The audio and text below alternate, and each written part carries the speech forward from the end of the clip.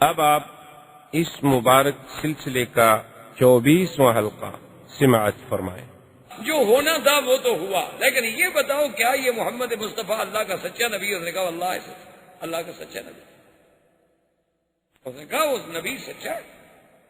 اس نے کہا اچھا یہ وہی محمد الرسول اللہ ہے جن کا ذکر تورات میں؟ نے کہا ہاں بالکل وہی محمد الرسول۔ تو اس نے کہا پھر ہم نے کیوں آخر مقابلہ کیا؟ اس نے کہا بس یہ اتفاق کی بات ہے، ورنہ وہ اللہ کا نبی تو سچا ہے۔ تو اس نے کہا یا رسول اللہ دخل الاسلام فی قلبی، میں اس وقت جب چھوٹی بچی تھی ان کی یہ باتیں سننے کے بعد اسلام جو تھا وہ میرے دل میں داخل ہو گیا، اسلام میرے دل میں اثر کر گیا، لیکن اللہ کی قدرت تھی کہ مجھے اسلام نصیب بہت بعد میں ہوا، لیکن اسلام جو تھا وہ میرے گھر میں آ چکا۔ اللہ تبارک و تعالیٰ نے سرکار دو جہاں صلی اللہ علیہ وعلا آلہ واصحابہ وسلم تسلیما کثیرا کثیرا کو تمام خیبر پہ فتح عطا فرمائی، حصون فدق بھی فتح ہو گئے۔ صرف یہود تیمہ جو تھے نا جی، انہوں نے پہلے بندہ بھیج دیا، انہوں نے کہا حضور ہم جزیہ دینے کے لیے تیار۔ حضور نے قبول کیا۔ اب باقی یہودی جب تنگ آئے، قلعے کھولے اور حضور سے کہا جی ہم سلو کرتے ہیں۔ حضور نے کہا سلو کی شرطیں جو ہیں وہ یہ ہوں گی، ایک تو سب سے پہلی شرط یہ ہے کہ ہم کسی کو یہاں نہیں چھوڑیں گے، سب شام نکل جائیں، اور دوسری شرط یہ ہے کہ تم سونا چاندی اور ہتھیار یہ تینوں چیزیں اپنے ساتھ نہیں لے جا سکتے، اس کے علاوہ جو سامان لے جانا چاہتے ہو لے جاؤ۔ اور چوتھی شرط یہ ہے کہ اگر کسی نے سونا چاندی کا کوئی خزانہ چھپا لیا یا چوری کر لیا تو پھر سب یہودیوں کو قتل کر دیا جائے گا۔ اب وہ کیا کر سکتے تھے؟ وہ دیکھ چکے تھے کہ شکست ہمارا مقدر ہے۔ اسی اثنا میں بنی غطفان کا لشکر پھر واپس آئے۔ بنی غطفان پھر آ گیا یہودیوں کے پاس، کہنے لگا کہ میں آ گیا ہوں اور میرے 4000 بندہ پہنچنے والے، کیوں بزدل بن رہے ہو؟ انہوں نے کہا تم ہی تو ہو جس نے سب کو برباد کیا۔ انہوں نے کہا جب ہم نے مدینے پہ چڑھائی کی تھی تم لشکر لے کے بھاگ گئے، اب تم نے کہا میں آ رہا ہوں، میں آ رہا ہوں، میرا لشکر آ رہا ہے، میرا لشکر آ رہا ہے، پھر تم نے کہا کہ ہمارے گھر پہ حملہ ہو گیا، لشکر میرا واپس چلا گیا۔ اب جب ہم سب قتل ہو گئے، سردار مارے گئے، سارے مارے گئے، قلعے فتح ہو گئے، مسلمان ہم پہ غالب، اب تو پھر آگے ہمیں لڑانے کے لیے ہمیں مت بڑھاؤ، جدھر جانا جاؤ، ہم نہیں لڑتے، اب ختم۔ تو یہودیوں نے کہا کہ حضور ہمیں ساری شرطیں کرو۔ جب یہ ساری سلو ہو گئی تو یہودیوں نے ایک بات کی، انہوں نے کہا حضور ایک بات ہے، اب بات تو ہو گئی، ختم ہو گئی کہ آپ کامیاب ہو گئے، اللہ نے فتح دے دی، ہم نے شکست قبول کر لی، لیکن اتنے باغ اتنی زراعت آپ کے مسلمان نہیں جانتے، وہ نہیں کر سکتے ہیں زراعت، اگر آپ مہربانی کریں تو آپ اگر ہمیں خیبر میں رہنے دیں، اب ہم جو ہے وہ آپ کے نہ حریف ہیں نہیں بلکہ اجیر، ہم گویا آپ کے ہاں مزدور ہیں۔ آپ نے آخر کسی کو تو مزارہ رکھنا ہے نا زمینوں کے لیے، تو ہم اپنے باغات کو زمینوں کو جانتے ہیں، آپ ہمیں ہی مزارہ رکھ لیں۔ حضور نے فرمایا دیکھو ہم مزارہ رکھتے ہیں، لیکن اگر کبھی کسی نے ایک مسلمان کو قتل کیا تو پھر پورے یہودیوں کو قتل کیا جائے۔ انہوں نے کہا جی یہ شرط ہمیں قبول ہے۔ حضور نے فرمایا ٹھیک ہے، تم زمینیں کاشت کرو، سب کچھ کرو، آدھا پھل تمہارا آدھا مسلمان۔ اسی اثنا میں ایک عورت جس کا نام زینب تھا، بعض روایات میں ہے کہ فاطمہ، یہودی تھی، وہ آئی حضور کی خدمت میں، اس نے کہا کہ یا محمد صلی اللہ علیہ وسلم اب اللہ نے آپ کو فتح دے دی، عزت دے دی، لیکن یہ بڑی بات ہے کہ جیتنے کے بعد بھی آپ نے پھر ہمیں زمینیں دے دی واپس، یعنی جنگ جیت کر اب تو چاہتے آپ ہمیں قتل کر دیتے، جلا وطن کر دیتے، نکال دیتے، لیکن سب کچھ کے بعد آپ کہتے ہیں کہ آدھا پھل بھی ہم دیں گے، اتنی رعایت کر رہے ہیں تو میرا دل کرتا ہے میں آج آپ کی دعوت پکا کے لاتی ہوں، میری دعوت قبول فرمایا۔ حضور نے فرمایا لے آؤ۔ اس نے پوچھا کہ حضور صلی اللہ علیہ وسلم کو کیا پسند ہے، تو صحابہ نے بتایا کہ حضور صلی اللہ علیہ وسلم کو بکرے کا گوشت اور خاص طور پر اس کے اگلے حصے، اگلے جو دو چوڑے ہوتے ہیں وہ زیادہ پسند، اور کتف جو ہے حضور صلی اللہ علیہ وسلم کو پشت جسے کہتے ہیں وہ زیادہ پسند۔ اس نے اس میں زہر ڈالا، گوشت پکایا اور گوشت پکا کے حضور صلی اللہ علیہ وسلم کے سامنے لے آئی. صحابہ بھی بیٹھے ہوئے تھے. حضور پاک نے فرمایا اچھا کھاؤ. بشر بن البراء جو تھے انہیں نوالا لیا، حضور پاک نے بھی نوالا لیا، اور اس کے بعد انہوں نے کہا پھول کو روکو روکو روکو روکو، انہا مسمومۃ، اس میں زہر ہے. لیکن بشر وہ لقمہ کھا گئے، حضور بھی تھوڑا سا چکھ بیٹھے. حضور نے فرمایا بلاؤ. بلایا گیا. آپ نے فرمایا اس میں کیا ہے؟ اس نے کہا یا رسول اللہ زہر ہے.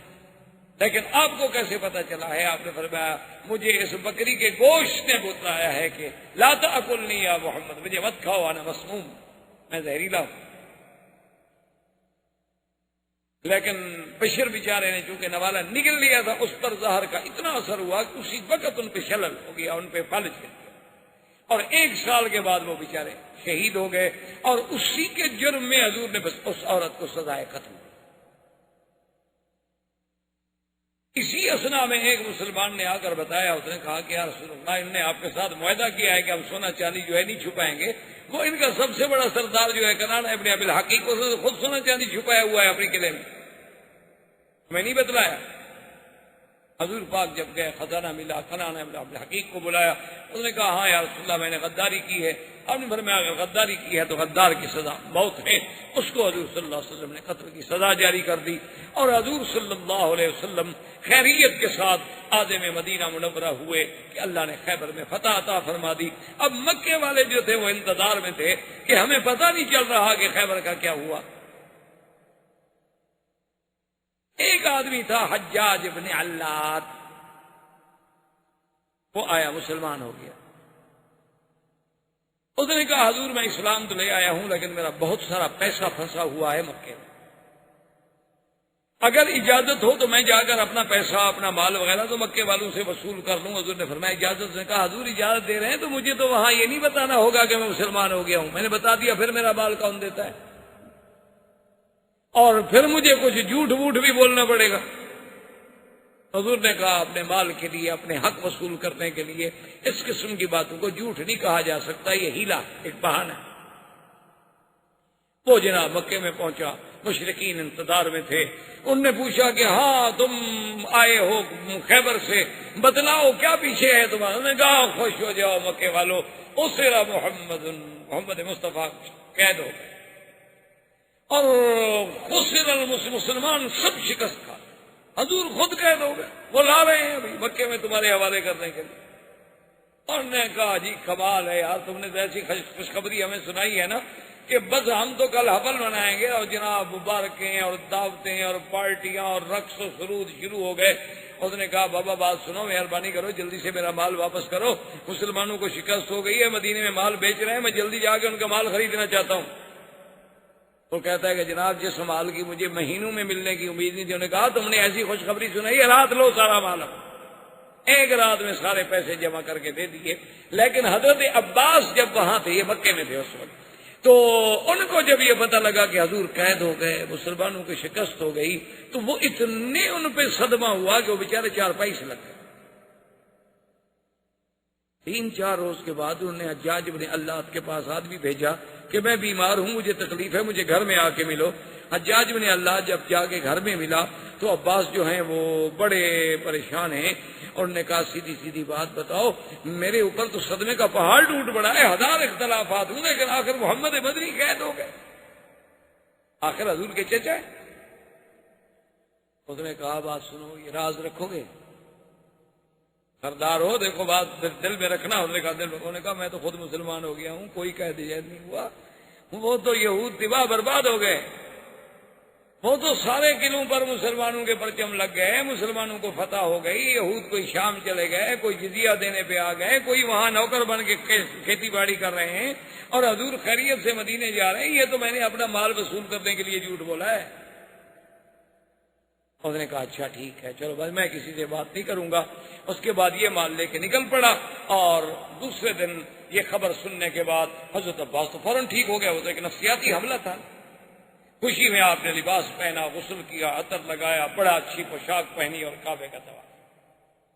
جب کعبے کا طواف کیا تو باقی جو کافر تھے وہ آئے، کہنے لگے اچھا عباس یار بڑے بہادر ہو، تمہارے اتنے رشتہ داری، اتنی قرابت داری، اور حضور قید ہو جائیں اور سارے تمہارے رشتہ دار شہید ہو جائیں، قتل ہو جائیں، اور تم پھر بھی آج بڑے اچھا اعلیٰ لباس پہن کے طواف کر رہے، یار واقعی اتنی موت پر، اتنے صدمے پر برداشت کرنا عباس تمہارا کام ہے۔ انہوں نے کہا سنو، بلا اسرا ولا قتل شہید، نہ حضور قید ہوئے اور نہ کوئی قتل ہوا، یہودی ختم ہو گئے۔ کیا کہہ رہے ہیں؟ انہوں نے کہا میں ٹھیک کہہ رہا ہوں۔ 2 دن گزرے تو جناب ان کو خبر پہنچی کہ خیبر تو اجڑ گیا، وہ تو مسلمان نے فتح کر لیا ہے۔ انہوں نے کہا حجاج کو ڈھونڈ، حجاج تو مدینے پہنچ گیا، تو راستہ طے کر گیا، 4 دن کا سفر کر گیا، وہ کہاں ہاتھ آتا۔ اللہ تبارک و تعالیٰ نے حضور پاک صلی اللہ علیہ وسلم کو بخیریت، وہ جو وعدہ کیا تھا کہ فتح قریبا اور مغانمہ، ہم آپ کو ایسا مال غنیمت دیں گے کہ خیبر، جس میں صرف ایک علاقے میں 4000 تو صرف کھجور کا درخت تھا، صرف ایک علاقے میں، سونا چاندی زمین زراعت کھجور، اتنی بڑی غنیمت اللہ نے عطا فرمائی اور کامیابی عطا فرمائی۔ وآخر دعوانا ان الحمدللہ رب العالمین۔ برادران اسلام، واجب الاحترام بزرگوں، دوستوں، بھائیوں، عزیز نوجوانوں، سرکار دو عالم سیدنا محمد عربی صلی اللہ علیہ وسلم کے سیرت طیبہ کے بارے میں دروس کا یہ سلسلہ اللہ تبارک و تعالی کی رحمت سے غزوہ خیبر اور فتح خیبر تک تقریباً ہم پہنچے۔ اللہ نے حضور کو کامیابی عطا فرمائی اور حضور صلی اللہ علیہ وسلم خیبر سے کامران کامیاب مدینہ منورہ واپس تشریف لائے۔ اسی ضمن میں جیسا کہ آپ پہلے سیرت طیبہ میں پڑھ چکے ہیں کہ جن لوگوں نے احزاب کے موقع پر، غزوہ خندق کے موقع پر جو قبائل کفار قریش کے ساتھ مل کے چڑھ دوڑے تھے مدینے پر، ان میں بڑے بڑے قبائل بھی تھے اور چھوٹے چھوٹے قبائل تھے، تو حضور صلی اللہ علیہ وسلم نے چونکہ حدیبیہ میں قریش کے ساتھ تو صلح ہو گئی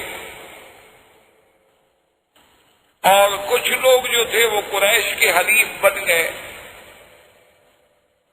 اور کچھ قبیلے جو تھے وہ حضور صلی اللہ علیہ وسلم کے حلیف بن گئے، ان میں تو بہرحال اب لڑائی کا امکان نہ رہا، چونکہ 10 سال کے لیے معاہدہ ہو گیا کہ ہم آپس میں نہیں لڑیں گے۔ لیکن جو قبائل نہ تو قریش کے حلیف بنے نہ حضور صلی اللہ علیہ وسلم کے حلیف بنے اور انہوں نے احزاب میں شرکت کی تھی، تو ان کو ادب سکھانے کے لیے حضور نے مختلف سرایا پوچھا تاکہ آئندہ کسی قبیلے کو جرأت نہ ہو کہ بھی جب تمہارے ساتھ ہمارا اختلاف ہی نہیں، تمہارے ساتھ ہماری جنگ ہی نہیں ہے، اگر قریش ہمارا مقابلہ کرنا چاہتے ہیں اور تم وہاں سے خام خواہ ان کے ساتھ مل جاتے ہو۔ اس لیے کئی سرایا ہیں، سریہ، مارکہ اور غزوہ۔ غزوہ تو یاد رکھیں ہمیشہ اس کو کہا جاتا ہے کہ جس میں سرکار دو عالم نے صلی اللہ علیہ وسلم نے خود بھی شرکت فرمائی، وہ تو غزوہ۔ اگر آپ نے شرکت نہیں فرمائی اور آپ نے فوج بھیجی، جماعت بھیجی، کسی کو امیر بنایا، تو اس کو سریہ کہتے ہیں یا مارکہ کہتے ہیں، اس کو غزوہ نہیں کہا جاتا، کیونکہ بات چیزیں ہمارے ہاں خاص طور پہ اردو زبان میں جب بات چیزیں منتقل ہوتی ہیں نا تو ایک غلط العام بن جاتی ہیں، اغلاط العام بن جاتی ہیں کہ وہ ان کے نزدیک ہر جنگ ایک غزوہ ہے، اور بعض لفظ تو ایسے اللہ معاف فرمائے ایسے پڑھے لکھے لوگ بھی عجیب عجیب استعمال کرتے ہیں کہ مثلا اللہ معاف فرمائے کو کرکٹ جیت گیا، عجیب معجزہ ہو گیا۔ معجزہ تو وہ ہوتا ہے جو نبی کے ہاتھ میں ہو۔ اچھا جی فلاں آدمی نے تقریر کی ہو تو ایسا بات ہو تو بس کمال ہو گیا جی، یہ تو معجزہ کر دکھایا ہے۔ بھائی معجزہ ایک خاص اصطلاح ہے، جیسے کرامت ایک خاص اصطلاح ہے۔ کہ جو ہمارے خارے کی عادت اللہ کے حکم سے اذن سے پیغمبر کے ہاتھ پہ ظاہر ہو وہ معجزہ کہلاتا ہے. یہ نہیں کہ کسی کے ہاتھ پہ ہو وہ اگر ولی کے ہاتھ پہ ہو تو معجزہ نہیں ہوتا, وہ کرامت کہلاتا ہے. اور اگر کسی عام آدمی کے ہاتھ پہ ہو تو آپ کہیں کہ جی ہو گیا, اتفاق سے کامیابی حاصل ہو گئی یا ان کی محنت جو ہے وہ رنگ لے آئی, لیکن یہ تو نہیں کہ معجزہ ہو. اسی لیے یہ بات لوگ اس کی غلطی کرتے ہیں. تو حضور نے سرایا اور ایک سریے میں ایک واقعہ پیش آیا. وہ واقعہ بظاہر باعتبار ظاہر ایک چھوٹا تھا لیکن اس کے اندر بہت بڑی حکمت. ایک سریہ جب گیا, کافروں کے ساتھ لڑائی ہو رہی تھی, تو کافروں میں سے ایک آدمی تھا جس کا نام تھا مرداس. وہ کافر بھی تھا اور گستاخ بھی تھا. وہ بات بات میں ایسی باتیں کہتا جیسے حضور صلی اللہ علیہ وسلم کی شان میں گستاخی. تو حضرت اسامہ ابن زید نے جب اس کی بات سنی تو جوش میں آئے اور اس کو مارنے کا ارادہ ہے کہ وہ بھاگ بھی رہا ہے اور نعوذ باللہ باتیں بھی حضور کی شان کے خلاف کر رہا ہے. اور حضرت اسامہ ابن زید بھی پیچھے بھاگ رہے ہیں. جب ایک جگہ ایسی آ گئی, ایک درخت کے قریب ایسی آ گئے کہ اس کو یقین ہو گیا کہ میں اب اسامہ کے ہاتھوں سے نہیں بچ سکتا, اور ایک اور انصاری صحابی بھی اسامہ کی مدد پہ آ گئے. اس کو یقین ہو گیا کہ اب میں نہیں بچ سکتا. درخت کی اوٹ میں آیا اور فوراً کہنے لگا اشہد ان لا الہ الا اللہ اشہد ان محمد رسول اللہ. انصاری نے ہاتھ روک لیا لیکن اسامہ نے تلوار مر گیا. حضور صلی اللہ علیہ وسلم کو جب پتہ چلا, حضور پاک نے اسامہ کو طلب کیا. آپ نے فرمایا اسامہ یہ تم نے کیا کیا ہے؟ ماذا تفعل بشہادت اللہ الہ الا اللہ. تم قیامت میں اللہ کو کیا جواب دو گے؟ شہادت اللہ الہ الا اللہ کے مقابلے پر تلوار چلا دی تم نے. اس نے کہا یا رسول اللہ واللہ انہ اشہد شہادتا من خوف السیف.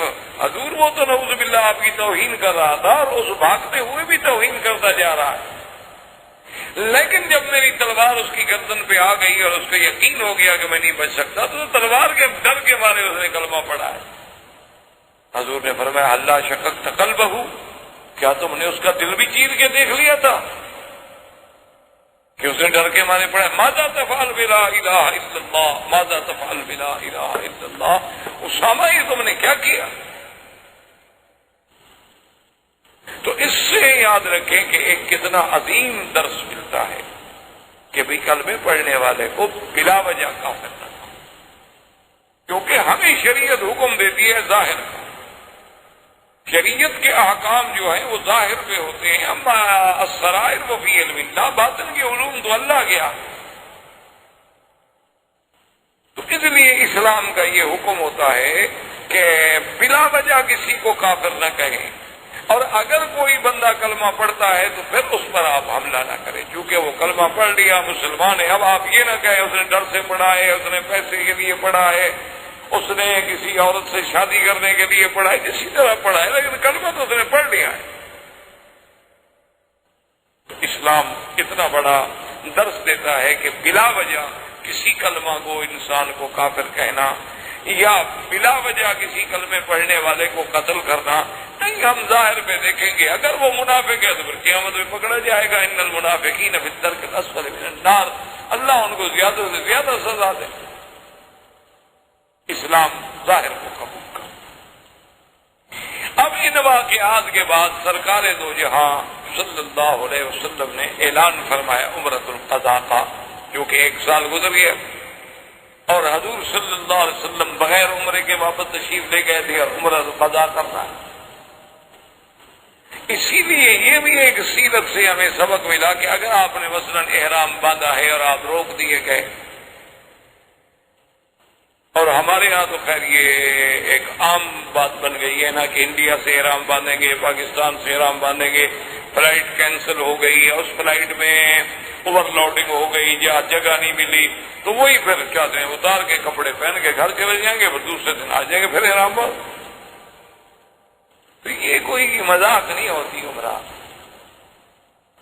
جب ایک دفعہ آدمی نیت کر کے احرام باندھ لے اور اس کے بعد ایئرپورٹ پہ آ گیا، پاسپورٹ میں غلطی نکل آئی، کوئی ویزے میں غلطی نکل آئی، یا اس کو جہاز میں سیٹ نہیں ملی، اب وہ رہ گیا ہے، وہ احرام نہیں کھول سکتا، وہ اسی طرح احرام کی حالت میں رہے گا جب تک اس کی بکری جو ہے حرم میں ذبح نہ کر دی جائے، چاہے 10 مہینے پھرتے رہو، 2 مہینے پھرتے رہو، 1 مہینہ پھرتے رہو، وہاں سے وہ انتظام کرے گا، کسی آدمی کو پیسہ بھیجے گا، وہ حرم میں اس کی بکری ذبح کرے گا، اس کو اطلاع دے گا کہ تمہاری دم ذبح ہو گئی، اب وہ سر مڑا کے پھر احرام کھولے گا، اور عمرہ بھی اس کے ذمہ ہو گیا، چونکہ نیت کرنے کے بعد عمرہ واجب ہو گیا تھا، عمرہ بھی اس کو قضا کرنا ہوگا۔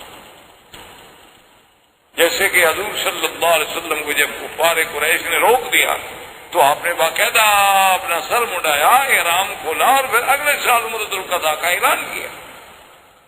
یہ شریعت مذاق نہیں ہوتی کہ گھر سے احرام باندھے، اچھا جی جتنے میں احرام باندھا، گھر میں 2 رکعت پڑھی، نیت کی، لبیک پڑھی، ایئرپورٹ اپنا اڈے پہ آئے، بس نہیں ملی، ٹیکسی کام کی نہیں ملی، اچھی موٹر نہیں ملی، دوست نہیں ملا، کپڑے اتارے گھر چلے گئے، وہ تم تو احرام میں ہو، چاہے تم دوسرے کپڑے پہن لو، لیکن احرام سے تب نکلو گے جب تم سر مڈاؤ گے یا بال کٹاؤ، اس کے بغیر تم احرام سے نکل نہیں سکتے۔ اور اسی طرح ایک حدیث مبارک میں یہ بھی ہے حل کہ اگر تم اپنے ملک سے چل رہے اور تمہیں خطرہ ہے کہ میں رستے میں روک دیا جاؤں، تو اسی وقت اگر نیت میں آدمی کہہ دے کہ محلی ہے سو حبستنی، میرا اللہ میرا وہی مقام ہوگا جہاں تو مجھے روک دے، تو پھر جہاں روکا جائے پھر وہی بکری ذبح کر سکتا۔ لیکن امام ابو حنیفہ رحمۃ اللہ علیہ پھر بھی نہیں مانتے، وہ کہتے ہیں کہ نہیں، بکری حرم میں ذبح ہوگی، کیونکہ یہ نص سے قطعی ہے، وہ کہتے ہیں یہاں قرآن آ جائے پھر ہم ادھر ادھر نہیں جا سکتے کہ ہدین بالغ الکعبہ، بکری جو حرم کے ساتھ نسبت ہو جائے وہ کعبے میں پہنچے، حتیٰ یبلغ الہدی محلہ، کہ ہدی کے جانور کو اس کے مقام پہ پہنچا۔ تو بہرحال حضور صلی اللہ علیہ وسلم نے جب اعلان فرمایا عمرۃ القضاء کا، تو 1400 آدمی تو وہ تھے نا جن کا عمرہ رہ گیا، اور 600 آدمی اور بھی تیار ہو گئے، تو 2000 آدمی کا قافلہ جو ہے وہ عمرۃ القضاء کے لیے مدینہ منورہ سے روانہ ہوا۔ حضور نے حکم دیا کہ ہتھیار رکھیں، ہتھیار ساتھ۔ حضرت ابو بکر آئے، حضرت عمر آئے، انہوں نے کہا یا رسول اللہ بیننا و بینہم عہد، ہمارا اور قریش کا عہد ہے کہ ہم جب عمرہ کرنے آئیں گے تو ہتھیار نہیں لائیں گے، صرف تلوار، اور آپ حکم دے رہے ہیں کہ ہتھیار رکھ لیں۔ بیننا و بینہم عہد،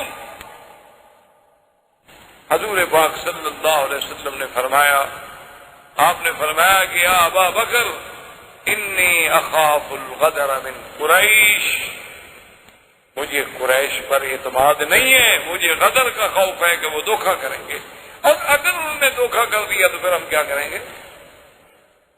مسلمان کو بڑا حذر ہونا چاہیے، تیار ہونا چاہیے۔ مسلمان کبھی کافر پہ بھروسہ نہیں کر سکتا، جو کافر پہ بھروسہ کرتا ہے پھر وہ تو مسلمان ہی نہیں۔ مسلمان تو ہر وقت استعداد میں ہو۔ آپ نے فرمایا، حضرت عمر نے کہا حضور وہ تو بالکل ٹھیک ہے، آپ کا فرمان آنکھوں پر، لیکن ہمارا ان کے ساتھ عہد جو ہے، آپ نے فرمایا عمر کیا کہہ رہے ہو؟ عہد یہ ہے کہ ہم عمرے میں، حرم میں، مکے میں ہتھیار لے کر نہیں داخل ہوں گے، لیکن ہم حرم کے باہر ہتھیار رکھ دیں گے۔ لیکن ایسا تو نہ ہونا کہ دشمن ہم پر حملہ کرتے تو ہم مدینہ منورہ سے ہتھیار لینے کیسے آئیں گے 450 میل؟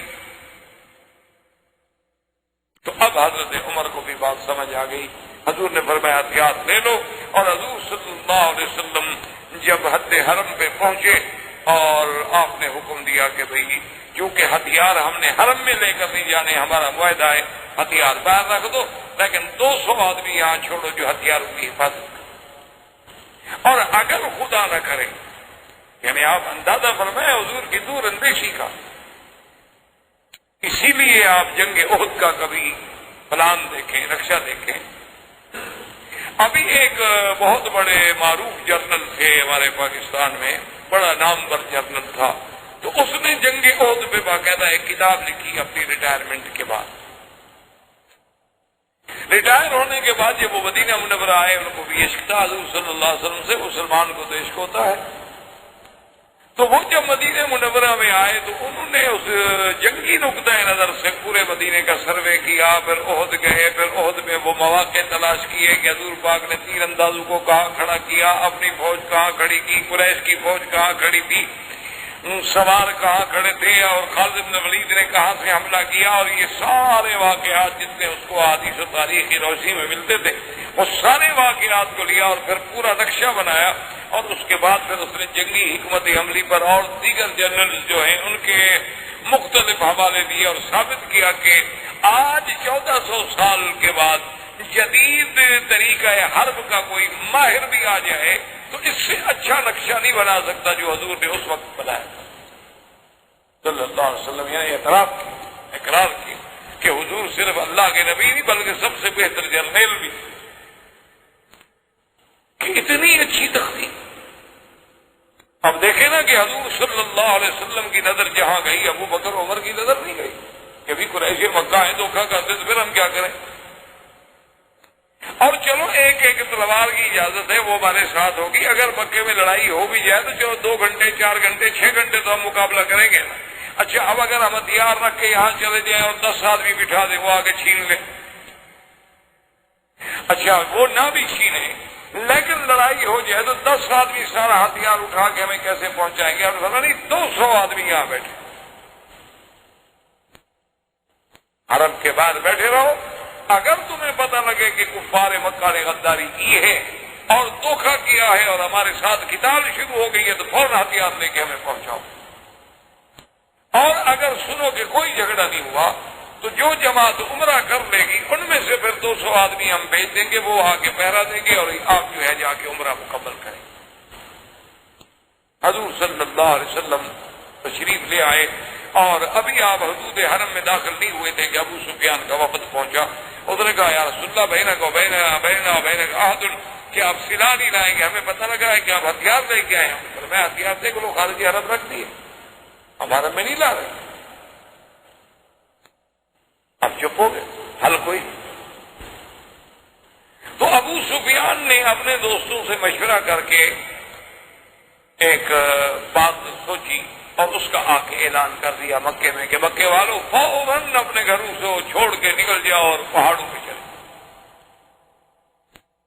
انہوں نے کہا کیوں؟ انہوں نے کہا 2 باتیں ہیں. اصل بات تو یہ ہے کہ یہ جو مدینہ سے لوگ آئے نا ان کو مدینے میں ہمہ ہو گیا، بخار ہو گیا، ہمہ صفرا جسے آپ یرقان کہتے ہیں. تو ہمہ صفرا ہو گیا ہے اور متعدی بیماری ہے. کہیں ایسا نہ ہو کہ آپ لوگ بھی ہوں اور ہم بھی حرم میں ہوں، طواف میں ملنا جلنا، ایک دوسرے کے قریب آنا، اختلاط کی وجہ سے ہم بیمار نہ ہو جائیں. لہٰذا پہاڑوں پہ چڑھ جائیں تاکہ ان کی ہوا بھی ہمیں نہ لگے. اور دوسری بات یہ ہے کہ بھی ہم اوپر سے بیٹھ کے ان کا پورا جو ہے وہ نظارہ بھی کر سکتے ہیں، دیکھ بھی سکتے ہیں کہ کس حال. تو انہوں نے کہا کہ ہاں ہمہ یثرب اور بھاگ گئے. تب پہاڑوں پہ چڑھ گئے. حضور صلی اللہ علیہ وسلم تک بھی یہ بات پہنچی کہ انہوں نے تو یہ مشہور کر دیا ہے کہ ہمیں یرقان ہو گیا. حضور نے حکم دیا کہ اچھا اپنے کندھے جو ہے کپڑا نکالو، استوا کرو اور رمل کرو، اپنی قوت کا اظہار کرو. کام کہ ہم کمزور نہیں ہیں، ہمیں کوئی ہمہ شمہ نہیں. جس آدمی کو یرقان ہوگا وہ اس طرح رمل کر کے پہلوانوں کی طرح 3 چکر لگا سکتا ہے کعبۃ اللہ کے. وہ تو چلے گا تو ہمارا چلے گا. اور جب جناب وہ رمل کرنے لگے تو عبداللہ ابن رواحہ جو کہ بہت بڑے شاعر بھی تھے اور بڑی آواز دی تھی اللہ، تو انہوں نے جناب رجز پڑھنی شروع کی. خلل کفار خلو بن الکفار خلو ان بن الکفار خلو ان سبیلے. اے کافروں کی اولادو ہٹ جاؤ ہمارے راستے سے، ورنہ ہم تم پہ ایسی ضرب ماریں گے کہ ہم تمہاری کھوپڑیاں جو ہیں وہ علیحدہ کر دیں گے اور دوستوں کو دوستوں سے جدا کر دیں گے. ہم کمزور نہیں ہوئے. حضرت عمر نے آ کے کہا کہ اپنے رواحہ ماں پہ اپنے رواحہ تم کیا کر رہے ہو؟ وہ بھائی ہماری ان کے ساتھ سلو ہے، انہوں نے ہمارے لیے حرم خالی کر دیا ہے، ہم طواف کر رہے ہیں. تو تم پھر جنگ بھڑکانا چاہتے ہو کہ ان کو کوئی شعر سنے، کوئی جذبہ آئے، کوئی جوش آئے، وہ آگے پھر حملہ کر دیں اور اللہ کے حرم میں جنگ ہو جائے. کیا کر رہے ہو؟ حضور نے فرمایا کہ اچھا چھوڑو اس بات کو، تم یہ رجز نہ پڑھو بلکہ یہ پڑھو کہ لا الہ الا اللہ وحدہ صدق وعدہ نصر عبدہ اعز جندہ ہزم الاحزاب وحدہ لا شیء قبلہ ولا شیء بعدہ. حضور نے فرمایا یہ، اور یہ اس سے زیادہ مؤثر تھی کہ اللہ کی توحید کا اعلان اور ساتھ یہ کہ لا الہ الا اللہ وحدہ صدق وعدہ، اللہ کا وعدہ سچا ہو گیا، جو نبی کو خواب دکھلایا تھا آج پورا ہو. نصر عبدہ، اللہ نے اپنے عبد اپنے پیغمبر کی مدد کی. اعز جندہ، جو اللہ کی فوج ہے اللہ نے ان کو غالب کیا. ہزم الاحزاب، اور اللہ نے احزاب جو 10-10 ہزار کا لشکر لے کر آئے تھے، ہم کو مدینے میں مارنے آئے تھے، آج ہم مکے میں داخل ہو کے طواف کر رہے ہیں. اور پھر یہی کلمات پڑھنے جو ہیں صفا پر یا مروہ پر سنت ہو گئے، کیونکہ جو بات حضور صلی اللہ علیہ وسلم آپ کے قول سے یا آپ کے عمل سے یا آپ کے فعل سے ایک دفعہ بھی ثابت ہو جائے سنت ہے. حضور صلی اللہ علیہ وسلم نے جب عمرہ مکمل فرما لیا، حضور نے حکم دیا کہ جانور سے پہنو. لیکن یہ مسئلہ سمجھ لیں کہ اگر کوئی آدمی آج بھی عمرہ کرنے آئے اور وہ بکری دے تو یہ سنت ہے، واجب نہیں ہو. اگر حج تمتع ہو یا حج قران ہو تو پھر جو ہے دم تمتع یا دم قران یا دم شکر وہ تو واجب ہے، اگر نہیں کرے گا تو اور دم دینی ہو. لیکن اگر کوئی آدمی عمرے پہ آئے لیکن پھر بھی وہ جانور ساتھ لے آئے یا یہاں آ کے بکری خرید کے 1 2 4 10 بکرے کر دے تو یہ سنت، کیونکہ حضور صلی اللہ علیہ وسلم نے عمرے پر آنے وقت اور عمرے سے فارغ ہوتے ہوئے بھی آپ نے قربانی فرمائی.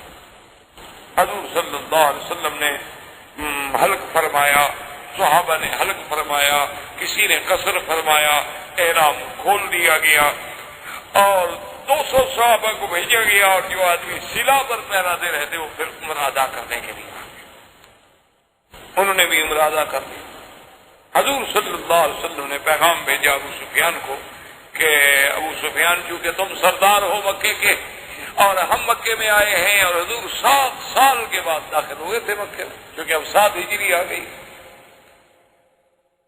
تو 7 سال کی جدائی کے بعد آدمی جب اللہ کے کعبے میں آتا ہے تو کعبۃ اللہ کی عظمت کا احساس تو تب ہوتا ہے نا. اب چونکہ اللہ کا کعبہ آپ کے ہمارے سامنے الحمدللہ موجود ہے، لہذا ہمارے دل میں وہ احساس نہیں ہے. آپ لوگ جب نوکری پر سب سے پہلے دن مکے میں داخل ہوئے تھے تو آپ کے احساسات اور جذبات کیا تھے؟ آپ نے جب سب سے پہلی جا کے نماز پڑھی تھی کعبۃ اللہ میں اور طواف کیا تھا، اس وقت آپ کے جذبات کیا تھے اور آج کیا ہے؟ تو حضور صلی اللہ علیہ وسلم 7 سال کے بعد آئے. حضور نے فرمایا ابو سفیان میں چاہتا ہوں کہ میں کعبۃ اللہ کے اندر بھی داخل ہوں، لہذا تم شیبی سے کہو کہ وہ چابی لے آئے اور کعبۃ اللہ کا دروازہ کھولے اور ہم اندر بھی 2 رکعت پڑھ لیں. ابو سفیان نے کہا کہ آدھا لیس داخل فی العہد یا رسول اللہ، حضور پاک یہ آپ کا اور ہمارے معاہدے میں داخل نہیں ہے، ہم نے آپ کو عمرے کی اجازت دی تھی، کعبۃ اللہ کے اندر داخل کرنے کی اجازت تو نہیں دی.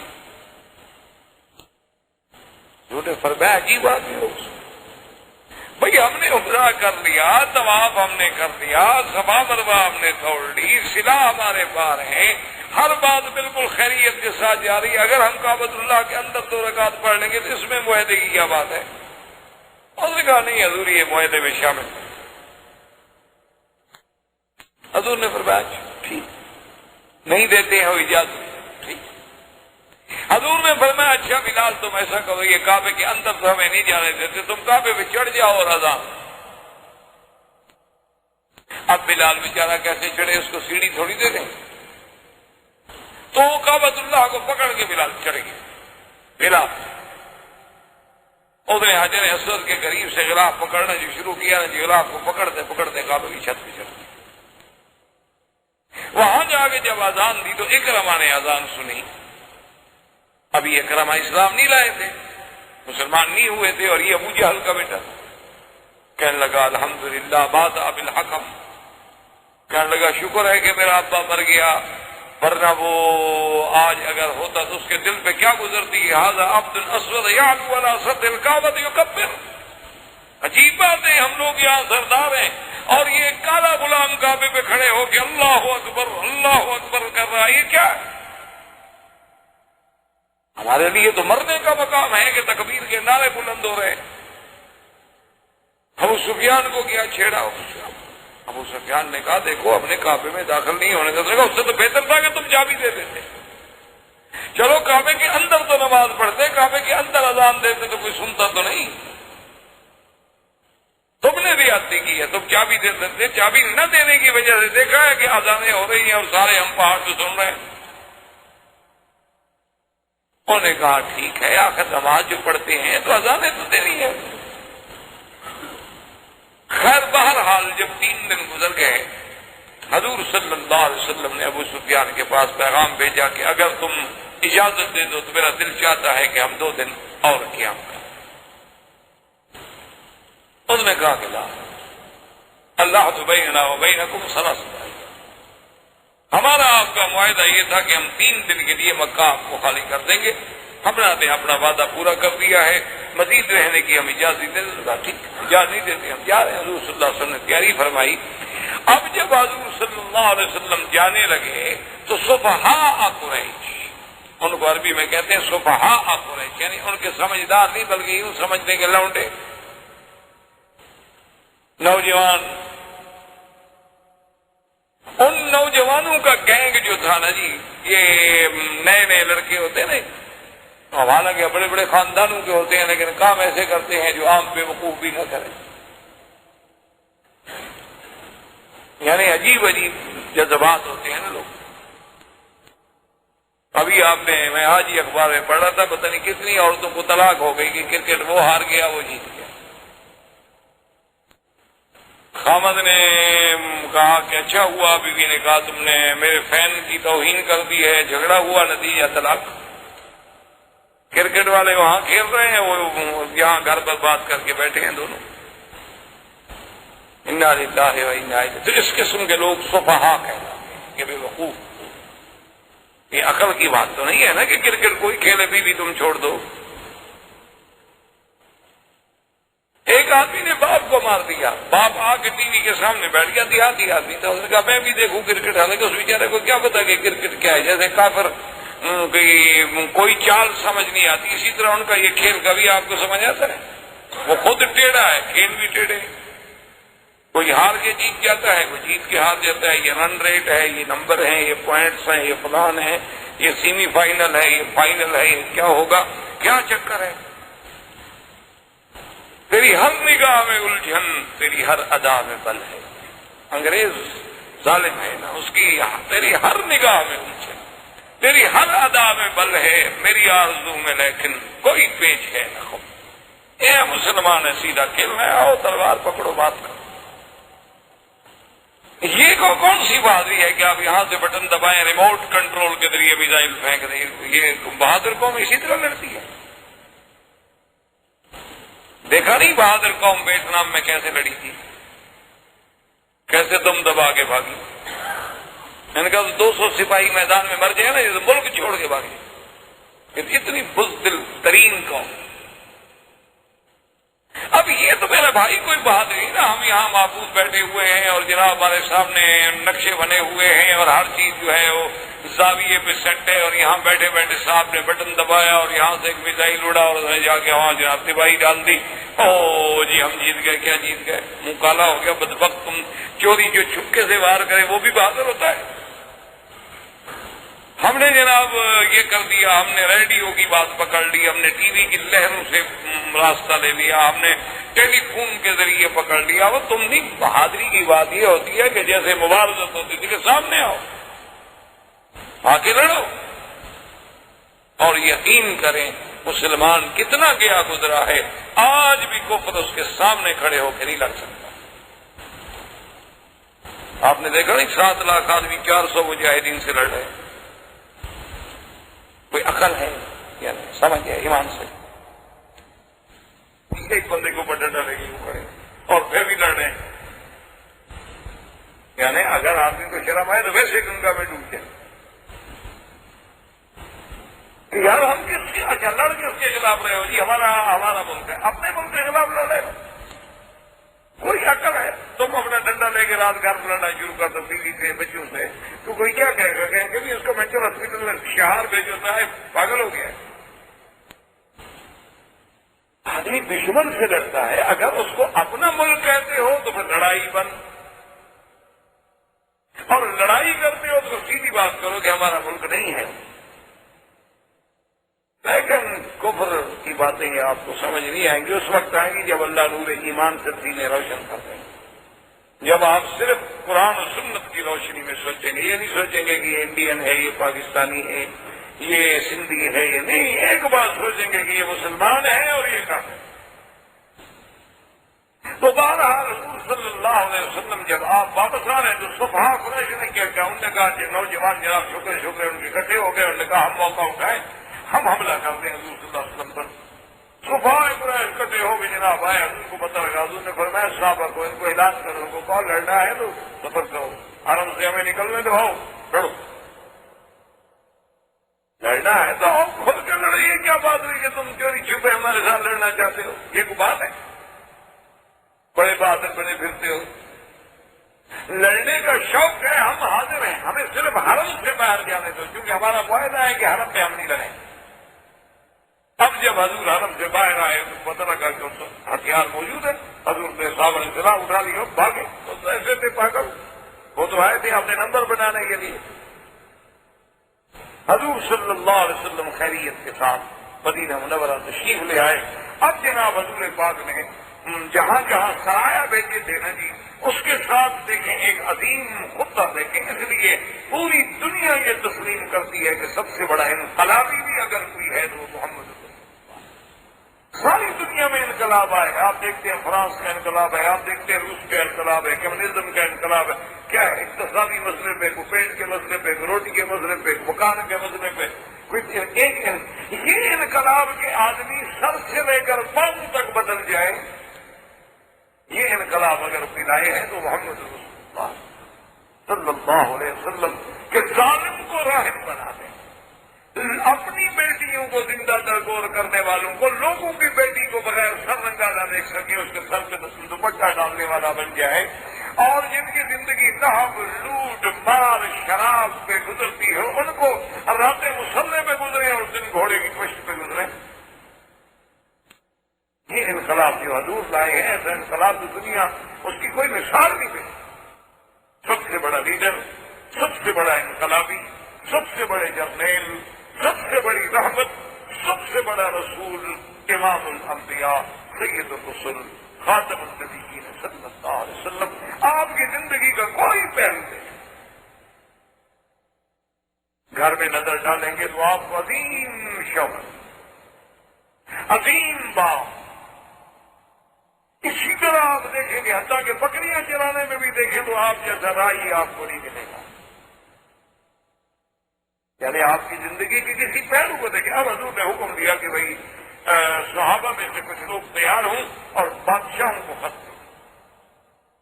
اب آپ ذرا ذہن میں رکھیں کہ اللہ نے جو فرمایا تھا کہ انا فتحنا لک فتحا مبینا. اب حدیبیہ کی کتنی بڑی فتح ہے کہ ذرا دشمن کے ساتھ 10 سال کے لیے معاہدہ ہو گیا نا، ادھر سے تو مطمئن ہے نا، باقی کام تو کرے نا. حضور صلی اللہ علیہ وسلم نے دہیہ کلبی ایک صحابی تھے اور اتنے خوبصورت تھے، اتنے خوبصورت تھے کہ ہماری تو عورتیں پردہ نہیں کرتی، وہ مرد ہو کے پردہ کرتے تھے کہ کوئی عورت میرے جوال کے فتنے میں مبتلا نہ ہو. ہماری تو خیر عورتیں بیچاری پردہ نہیں کرتی. پردہ کس سے کرے؟ ویسے وہ بھی سچی ہے، کیونکہ خامد عورت میں فرق تو رہا کوئی نہیں. پردہ بیچاری کس سے؟ پردہ کیا جاتا ہے مرد سے، مرد رہے نہیں. تو 12 عورت بھی حق پر ہے، اس کا بھی حق بنتا ہے. آخر کس سے پردہ کرے؟ یعنی آدمی دیکھے نا جی، اب شکل ملتی ہو، ہر چیز ملتی ہو تو کس سے پردہ کرے؟ اس لیے آپ دیکھیں کہ کوئی مولوی آئے نا، پھر آپ کی بیوی جو پردہ نہیں کرتی وہ بھی کرتی ہے پردہ. اس لیے وہ دیکھتی ہے اس کی داڑھی ہے تو مرد ہے، اس سے پردہ ضروری ہے. آپ شک بتا دیں جو عورتیں پردہ نہ کرنے والی ہوں نے جو آپ میرے ساتھ جائیں، ہم جہاں سے گزرے ہو بڑی وقت جا رہا ہے یا ہم سے نفرت ہے کہ بوڑھا ہے بولوی، اللہ عالم، ہم تو سمجھتے ہیں کہ حیا، ہم تو سمجھتے ہیں کہ پھر بھی علم کا کچھ نہ کچھ حیا، کہ چلو اتنا شرم تو ہے نا کہ ایک مولوی جا رہا ہے اس کے سامنے تو کم از کم ہم شریعت کا مذاق نہ اڑائیں، یہ بھی میں سمجھتا ہوں ایک بڑی اچھی بات، ایک مثبت سوچ، کسی وقت بھی اس سے اللہ پاک راضی ہو۔ حضور نے حضرت دہیہ کلبی رضی اللہ تعالی عنہ کو بھیجا کہ تم جاؤ ہرقل کے پاس، اس وقت سپر پاور جو تھی وہ روم تھی نا، ایک روم اور ایک فارس، یہ سپر پاور تھی، اور روم جو تھا اس کا بادشاہ ہرقل کہلاتا تھا، اور کسرا جو تھا اس کے لوگ جو ہے وہ فارس کہلاتا تھا۔ سرکار دو جہاں صلی اللہ علیہ وسلم نے دہیہ کلبی کو بھیجا اور خط، اور وہ خط کیا تھا؟ من محمد الرسول اللہ رب العالمین الى ہرقل عظیم الروم والسلام علی من اتبع الہدی اسلم تسلم یؤتک اللہ اجرک مرتین۔ حضرت خط، یہ خط محمد رسول اللہ کی طرف سے، اور ہرقل عظیم الروم جو بادشاہ ہے روم کا بڑا، اس کو سلام تو اس پہ ہے جس نے اللہ کی ہدایت کو مانا ہے، کیونکہ کافر کو آپ السلام علیکم نہیں کہہ سکتے۔ اور اس کے بعد حضور نے دعوت دی کہ بادشاہ سلامت اسلام لے آؤ، اگر تم اسلام لے آؤ گے تو اللہ تو تمہیں دو اجر دیں گے، چونکہ تمہاری کتاب ہو عیسائی ہو، ایک تمہیں اس دین کا اجر ملے گا اور ایک دین محمد مصطفیٰ صلی اللہ علیہ وسلم کا اجر ملے گا، اور اگر تم اسلام نہ لے آئے فإن علیک اسم الرقیسین، پھر جتنی قوم تیرے ماتحت ہے ان کے اسلام نہ لانے کا گناہ بھی تم پہ ہوگا۔ اچھا، خدا کی شان یہ ہے کہ روم جو ہے، ہرقل جو ہے، ان کا جو دارالخلافہ تھا، جو مرکز تھا، وہ تھا قسطنطینیہ، لیکن قسطنطینیہ سے یہ ان دنوں میں جب حضور صلی اللہ علیہ وسلم نے خط بھیجا تھے کلبی کو بھیج کر، تو ہرقل جو ہے وہ بیت المقدس آیا ہوا تھا شام۔ اس کی وجہ یہ تھی کہ اس نے ایک منت مانی تھی کہ اگر میں بیت المقدس کو فتح کر دوں تو میں اس میں فلاں مقام سے پیدل چل کے داخل ہوں گا، تو وہ اپنی منت پوری کرنے کے لیے پیدل چل کے بیت المقدس میں آیا ہوا ہے۔ اچھا، اللہ کی قدرت کا نظارہ دیکھیں کہ راستے میں اس نے خواب دیکھا، جب وہ آ رہا تھا پیدل بیت المقدس کو، تو جب رات ہوئی سو گیا تو رات میں خواب دیکھا۔ خواب دیکھتا ہے کہ بعض لوگ ہیں جو مختون ہیں، مختون مانا ختنہ جن کا ہوتا ہے، وہ آتے ہیں اور میرے ملک پہ قبضہ کرتے ہیں۔ یہ خواب دیکھا، گھبرا گیا، میں مختون کون ہوتے؟ اس نے اپنے قسیسین کو بلایا، قصائص کو بلایا، قساتل کو بلایا، علماء جو تھے ان کے بڑے بڑے ان کو بلایا، اور سب کو بلانے کے بعد اس نے کہا کہ میں نے ایسے خواب دیکھا ہے، یہ مختون لوگ کون ہیں؟ انہوں نے کہا جی یہودی بھی خطرہ بیٹھتے ہیں۔ انہوں نے کہا اچھا، اس کا مطلب ہے کہ پھر میرا خواب جو ہے ان کے بارے میں جو ایسا کرو کہ میں حکم دیتا ہوں کہ یہود کا بچہ بچہ ختم نہ رہیں گے، نہ رہے ملک میں قبضہ۔ اسی اسنا میں خدا کی قدرت ہے کہ ایک آدمی چوری کرتے ہوئے پکڑا گیا، وہ عرب کے آدمی تھا، جب اس کو مارنے لگے کپڑے کھل گئے، دیکھا وہ بھی مختون ہے، تو ہرقل کو یہ رپورٹ بھی پہنچی کہ جناب یہودیوں سے تو ہم ڈر رہے تھے، ایک اور آدمی پکڑا گیا، وہ تو یہودی بھی نہیں ہے، وہ تو کہتا ہے میں عرب ہوں ادھر کا، مکہ شریف کا، وہ بھی مختون ہے۔ کہا اچھا اس کو بلاؤ، اس کو پیش کیا گیا، اس نے کہا کہ اچھا تم کیوں مختون ہے؟ کہا کہ ہمارے عرب جو ہے وہ سارے ختان کے قائد ہیں، ختنہ ہوتا ہے واقعہ، کیونکہ ہم ملت ابراہیمی پر ہیں، اپنے آپ کو تو یہ دعویٰ کرتے تھے نا چاہے مشرک۔ تو اب ہرقل سوچ میں پڑ گیا کہ یہ کون؟ اس نے کہا اچھا ایسا کرو کہ عرب کے بارے میں بھی معلومات کرو، ہم جلدی نہ کریں یہود کو ختم کرنے میں، ایسا نہ ہو کہ ہم ایک قوم کی نسل مٹا ڈالیں اور اس کے بعد نتیجہ کوئی اور نکل آئے، تو ہمیں صبر سے کام لینا چاہیے۔ اسی اسنا میں دہیہ پہنچے، ابھی دہیا کی ملاقات نہیں ہوئی تھی کہ اس چور نے جو پکڑا گیا تھا اس نے ایک بات یہ بھی کر دی تھی کہ ان فینا نبی، مکے میں ایک نبی ہے جس کا نام محمد ابن عبداللہ ہے۔ ہرقل نے کہا اچھا، ہرقل چونکہ پڑھا لکھا آدمی تھا، اہل کتاب تھا، بادشاہ تھا، مطالعہ تھا انجیل کا، بائبل کا، کتابوں کا، اس نے پڑھا تھا کہ یہ زمانہ ہے ایک نبی پیدا ہوگا۔ اس نے کہا اچھا ایسا کرو کہ شام میں پتہ کرو کہ مکے کے لوگ آتے ہیں تجارت کرنے کے لیے، شام کوئی آدمی مکے کا کوئی وفد، کوئی ڈیلیگیشن آیا ہوا ہو تجارتی، تو پتہ کیا گیا تو ابو سفیان کا وفد آیا ہوا تھا، تو ان کو لے کر ہرقل کے پیش کر دیا گیا۔ ہرقل نے اپنے سارے قسیسین کو بٹھایا، ابو سفیان آ گیا، ملا، اس نے پوچھا کہ اچھا میں نے سنا ہے کہ مکہ میں مکرمہ میں ایک نبی پیدا ہوئے ہیں، آپ نے بھی سنا ہے؟ ہاں، کیا نام ہے؟ اس نے کہا محمد ابن عبداللہ۔ ہرقل نے کہا کہ ایکم اقرب نسبا الی محمد صلی اللہ علیہ وسلم، تم لوگ جو آئے ہو وفد ڈیلیگیشن تجارت کا، تم سب میں کون آدمی ہے جو نسب کے اعتبار سے زیادہ قریب ہو محمد رسول اللہ؟ ابو سفیان نے کہا انا۔ اس نے کہا ہرقل میں حضور کا قریبی رشتے دار ہوں، 5ویں جد میں میرا اور آپ کا دادا ایک ہے،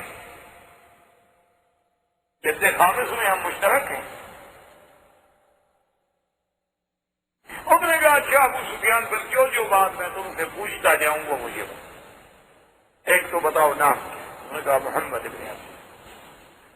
اس نے کہا کبھی آپ کا نبوت کے دعویٰ کرنے سے پہلے آپ نے کبھی کسی بات میں جھوٹ بولا؟ ابو سفیان نے کہا کہ نہیں۔ کوئی معاہدہ کرے، وعدہ کرے، عہد کرے تو پورا کرتا ہے یا توڑ دیتا ہے؟ ابو سفیان نے کہا میں نے سوچا موقع تو ہے کوئی جھوٹ بولوں، لیکن میں نے سوچا کہ پھر قیامت تک عرب میں آر رہے گی۔ ابو سفیان نے سردار ہو کے جھوٹ بولا تھا، ورنہ میرا دل چاہتا تھا کہ میں حضور کے خلاف کوئی بات جھوٹ بول دوں۔ آج تو مسلمان جھوٹ بولتے ہوئے فخر کرتا ہے نا، بلکہ جو جتنا بڑا جھوٹا ہو اتنا بڑا سیاسی لیڈر بن سکتا ہے۔ لیڈر بننے کے لیے آج خصوصیات میں ایک خصوصیت یہ بھی شمار ہوتی ہے کہ وہ جھوٹ کتنا بڑا بول سکتا ہے اور کتنے بہتر انداز میں بول سکتا ہے۔ یہ کافر ہے، وہ کہتا ہے میں نے سوچا کہ جھوٹ بولوں، مجھے موقع ہے جھوٹ بولنے کا، اور مجھے یہ بھی پتا تھا کہ جتنے آدمی کھڑے ہیں اگر میں نے جھوٹ بولا تو یہ بھی میری توہین یا تردید نہیں کریں گے، جانتے ہیں کہ میں سردار ہوں، لیکن خفت میں ڈر گیا کہ یار میرے خاندان پر ایک بٹا لگ جائے گا کہ ابو سفیان نے چلو حضور کے ساتھ دشمنی تھی لیکن دشمن پہ جھوٹ کیوں بولا؟ تو اس نے کہا اچھا کبھی معاہدہ؟ اس نے کہا جی بات یہ ہے کہ معاہدہ ابھی ہمارا ہوا ہے، 1-2 سال گزرے ہیں، حضور صلی اللہ علیہ وسلم 10 سال کا معاہدہ ہے، پتہ نہیں پورا کرتے ہیں کہ نہیں کرتے۔ لیکن ابو سفیان کہتا ہے واللہ خدا کی قسم میں سمجھتا ہوں میں یہ بھی جھوٹ بولا، مجھے یقین تھا کہ حضور اپنا معاہدہ پورا کریں گے۔ حضور صلی اللہ علیہ وسلم کبھی وعدے میں خیانت نہیں۔ اس نے اس کے بعد پوچھا اچھا یہ بتاؤ کہ حضور صلی اللہ علیہ وسلم کے ماننے والے جو ہیں وہ بڑے لوگ ہیں یا غریب لوگ ہیں؟ انہوں نے کہا نہیں جی کیا پوچھتے ہیں، عبید اماء علفاؤنا، عبیدنا اماؤنا ضعفاؤنا، بالکل غریب لوگ ہیں، پر 1-2 آدمی ہیں کچھ، باقی تو سب غریب ہیں۔ ہرقل نے کہا ہاں ہم اتباع الرسل، اگر اس کی اتباع کرنے والے غریب ہیں تو پھر وہ نبی، کیونکہ حق کی اتباع کبھی سرمایہ دار نہیں کرتا ہے، حق کی اتباع ہمیشہ نصیب ہی غریبوں کو۔ اور اس کے بعد اس نے اور سوالات کیے، کرتا گیا، جب سارے سوالات ختم ہو گئے تو کہنے لگا ابو سفیان واللہ لو کنت فی موضعہ لغسلت قدما، خدا کی قسم آج اگر میں اس جگہ ہوتا جہاں محمد مصطفیٰ ہے تو میں آپ کے پاؤں دھو کے پی لیتا۔ سچا ہے، سارے حیران ہو گئے، ابو سفیان حیران ہو گیا، اس نے کہا اچھا جاؤ تم۔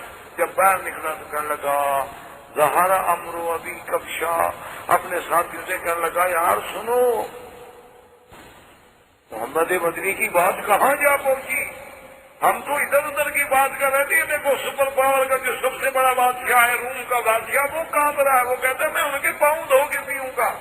یار اب تو بات بڑھتی جا رہی ہے۔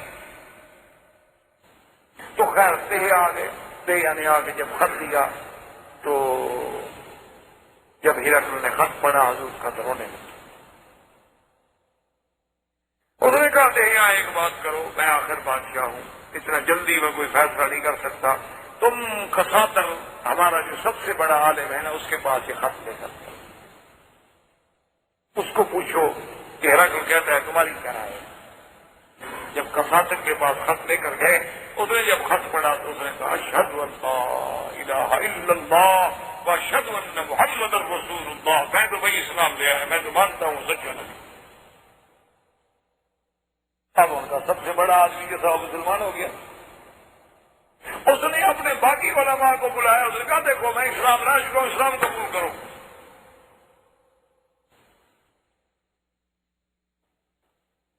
ہم نے کہا نہیں، ہمیں سوچنے کا موقع تو دے گا، کیا سوچ، تم نے جو کتابوں میں پڑھا ایک ایک علامت، ایک ایک نشانی جو ہے وہ محمد بدری پہ سچی ہو۔ اب فکر کس بات کی، ہمارے میں ہے، ہمارا کام ہے کہ حق بات میرے سے اتباع کریں۔ انہوں نے کہا ہمیں سوچنے دو۔ دوسرے دن ہرقل نے سب قسیسین کو بلایا، قساطرہ کو بلایا، سب کو بلا کے اور آپ جو ہے اس نے بڑا اہتمام کیا، ایک مقام تھا مسجد کی، اور بڑے پیرے کے ساتھ کھڑا ہوا اور وہاں سے آ کے ظاہر ہوا۔ اس نے کہا کہ دیکھو تم علماء ہو اور دروازے محل کے بند کرا دیے۔ اس نے کہا تم علماء ہو، میں نے جو کتابیں پڑھی ہیں، میں نے جو کتب متقدمہ کا مطالعہ کیا ہے، میں اس بات پہ پہنچا ہوں کہ یہ محمد عربی سچا نبی ہے، اور تم سب گواہ ہو جاؤ اشہد ان لا الہ الا اللہ اشہد ان محمد رسول اللہ، میں مسلمان ہوتا ہوں۔ اب جو کسی سین بیٹھے ہوئے تھے نا جی، میں نے تو کوشش کی کہ ہم بھاگے آگے، دروازے بند تھے۔ انہوں نے کہا کہ واللہ لا نترک دین المسیح، ہم حضرت عیسیٰ کا دین نہیں چھوڑ سکتے۔ اور اسی اسلام میں نے اپنا جو بڑا عالم تھا نا جو پہلے کلمہ پڑھ چکا تھا اس کو بھی قتل کر دیا۔ جب ہرقل نے دیکھا کہ یہ اتنے شدید ہیں کہ انہوں نے اتنے بڑے عالم کو مار دیا تو یہ بادشاہ کو کب چھوڑے، تو انہوں نے کہا یار تم بے وقوف ہو، میں تو تمہارا امتحان لینے کے لیے کلمہ پڑھ رہا تھا، میں مسلمان تھوڑا ہو گیا ہوں، میں تو دیکھنا چاہتا تھا کہ تم اپنے دین پہ کتنے پکے ہو۔ بڑے خوش ہو گئے۔ اس کے بعد دروازہ کھل گیا، واپس چلے گئے، اور اس کے بعد اس نے دہیا کو بلایا، اس نے کہا کہ دیکھو بات یہ ہے کہ میری طرف سے حضور کو یہ بتا دینا کہ میں نے کلمہ پڑھا ہے اشہد ان لا الہ الا اللہ اشہد ان محمد رسول اللہ، اور ہدایہ دیے اور بڑی بڑی قیمتی چیزیں دی، اور حضرت دہیا کو بڑی عزت کے ساتھ روانہ کیا۔ سرکار دو جہاں کے بعد جب دہیا آئے، ساری بات سنائی، آپ نے فرمایا کذب، اس اللہ کے دشمن جھوٹ بول، اسلام نہیں لایا، اس کا دل تھا کہ میں اسلام لے آؤں، لیکن اپنے اقتدار کو بچانے کے لیے مرتد ہو گیا۔ بندہ کوئی اس کا اسلام نہیں۔ اسی اثنا میں حضور صلی اللہ علیہ وسلم نے اپنا جو ایک وفد ہے عمرو بن العاص کو بھیجا عمان، اور ایک صحابی کو بھیجا بحرین، ایک صحابی کو آپ نے وفد بھیجا نجاشی کے پاس، ایک صحابی کو آپ نے بھیجا بازان کے پاس، ایک صحابی کو آپ نے بھیجا ابی شمر کے پاس، ایک صحابی کو آپ نے بھیجا سید غسان کے پاس، ایک صحابی کو آپ نے بھیجا کسرا کے پاس، فارس کے پاس۔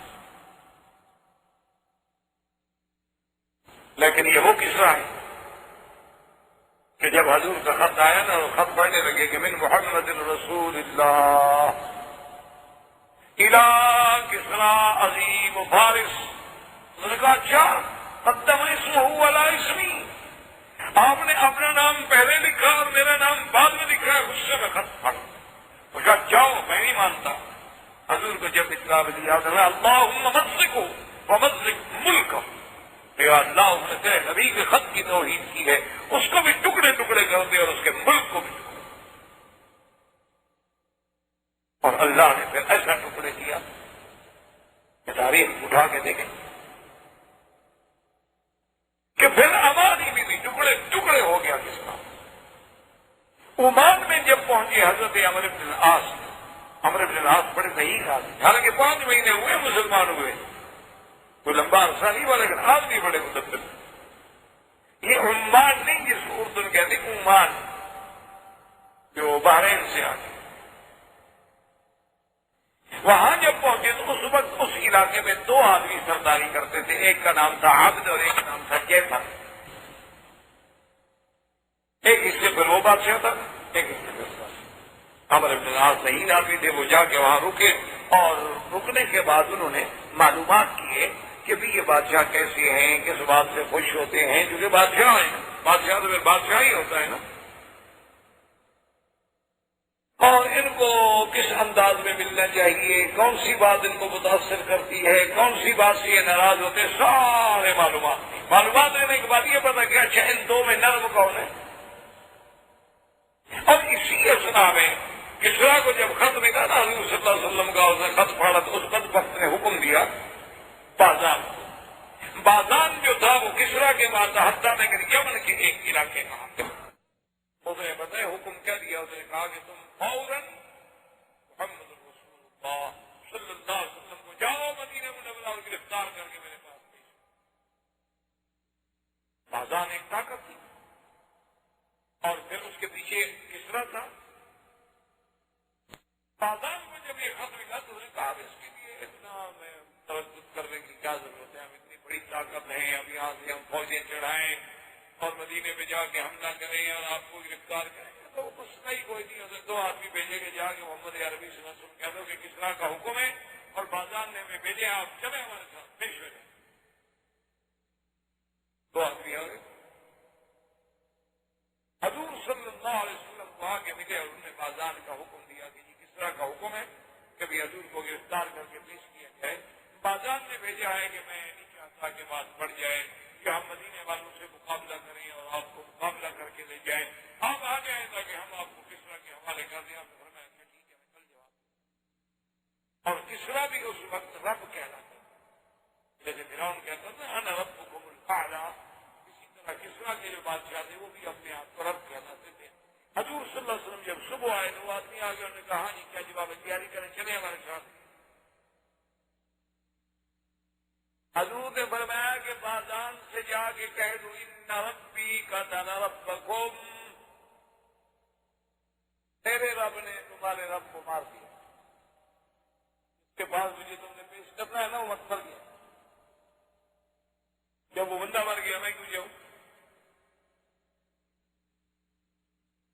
یہ کیسے ہو سکتا ہے؟ کسرا کی بات آپ کو پہنچا تھی، یہاں کیسے پہنچ گئی؟ کل تو آپ نے یہ نہیں بتائی. ہاں میں نے بتائی، میں نے بتا دیا ہے جا کے بازان کو کہہ دو بس. وہ 2 آدمی واپس چلے گئے. انہوں نے آ کے بازان کو خبر کی، انہوں نے کہا کہ جی ہم واپس آ گئے. تو جب وہاں گئے تو انہوں نے حضور نے فرمایا کہ ان ربی قتل ربکم، میرے رب نے تمہارے رب کو قتل کر دیا. جب تمہارا رب تمہارا بادشاہی قتل ہو گیا تو میں کس کے پاس جاؤں؟ میں کیسے ہو سکتا ہے؟ کسرا کو کون مار سکتا ہے؟ وہ فارس ابھی بیٹھے ہوئے یہ باتیں کر رہا تھا کہ کسرا کے ملک کا ایک آدمی وفد پہنچا اس کے پاس. انہوں نے آ کے خبر دی، انہوں نے کہا کہ اس کے بیٹے نے اپنے باپ کو قتل کر دیا. بڑے کہا کب قتل ہوا؟ وہی رات جس رات کی حضور نے خبر دی تھی. تو جب اس نے دیکھا کہ بھائی حضور مدینے میں بیٹھے ہوئے ہیں، کسرا وہاں قتل ہو رہا ہے، قتل کرنے والا بیٹا ہے، تو کسرا کے اپنے دارالخلافہ میں بھی 2 دن کے بعد لوگوں کو پتا چلا ہے، محمد عربی کو اسی رات کیسے پتا چل گیا؟ اس نے کہا اپنے وفد سے سن لو اشہد ان لا الہ الا اللہ واشہد ان محمد رسول اللہ، اللہ کا نبی ہے، میں نے کلمہ پڑھ لیا، ختم، میں مسلمان ہوں، میں نبی سے مقابلہ نہیں کر سکتا. اور اپنی قوم کو بلایا اور کہا کہ دیکھو میں مسلمان ہو گیا، مسلمان ہونا ہے ہو جاؤ، نہیں ہونا ہے تمہاری مرضی. اس کی قوم کے بازان کے قبیلے کے اکثر لوگ جو تھے وہ بھی اسلام میں آ گئے. اور یہ اسلام کی عظیم فتح تھی کہ یمن کے ایک حصے کا بادشاہ مسلمان ہو گیا، ادھر نجاشی مسلمان ہو گیا. اور ہرقل چاہے اسلام نہ لے آیا دل سے، لیکن ظاہراً تو اس نے ایسی باتیں کی نا جس سے اسلام کا روپ پڑ گیا. تو اب عمرو بن العاص جو تھے وہ جا کے ملے عبد سے اور انہوں نے اس کو کہا کہ دیکھو اس طرح میں آیا ہوں، اسلام کو جو بڑا غصے میں آ گیا، میں نہیں جانتا. انہوں نے کہا دیکھو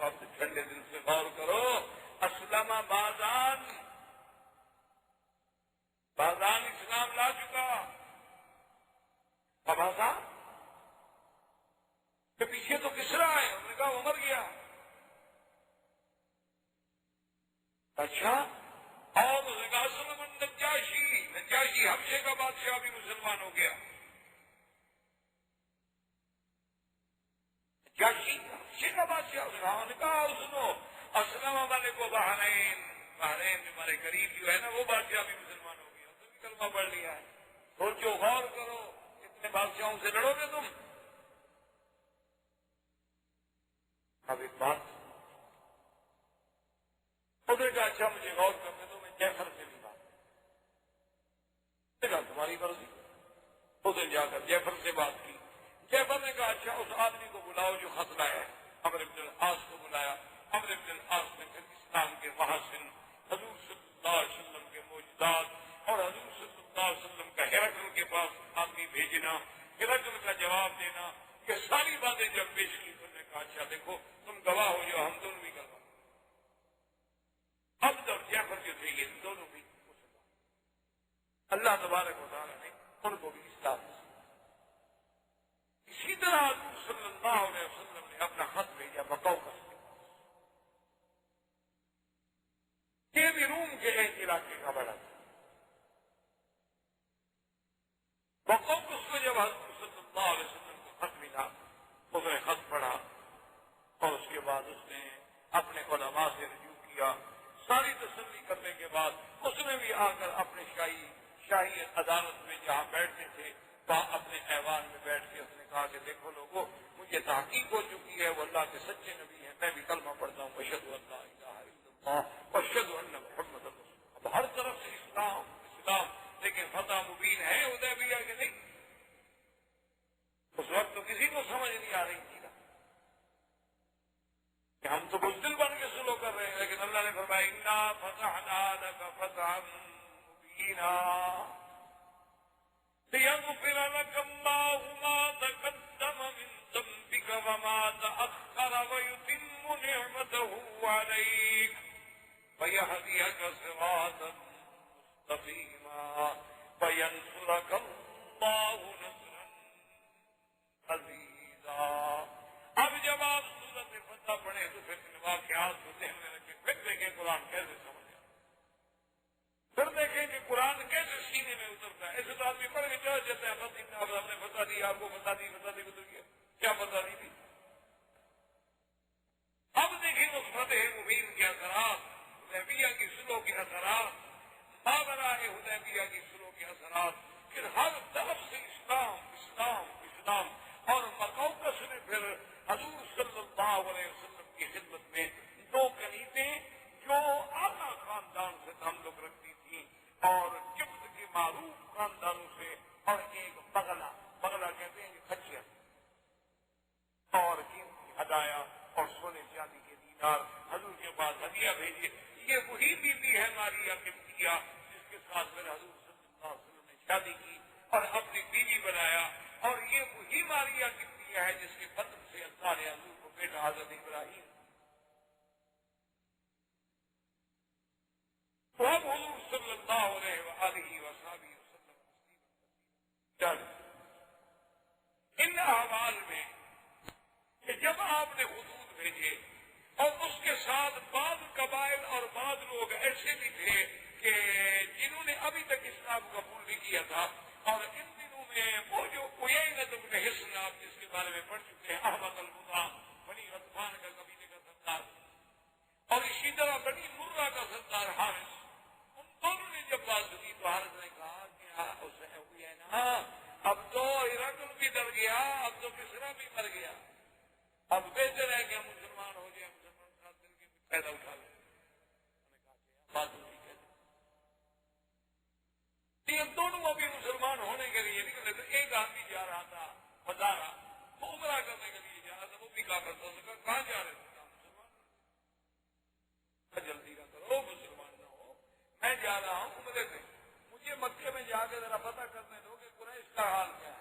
اگر تو قریش بھی ڈھیلے پڑ گئے، ہمارے قریب ہیں قریش، روم فارس ہمارے قریب نہیں ہے، اگر تو قریش بھی کمزور ہو گئے ہیں تو واپسی پہ میں آگے بتاؤں گا، پھر مسلمان ہوں.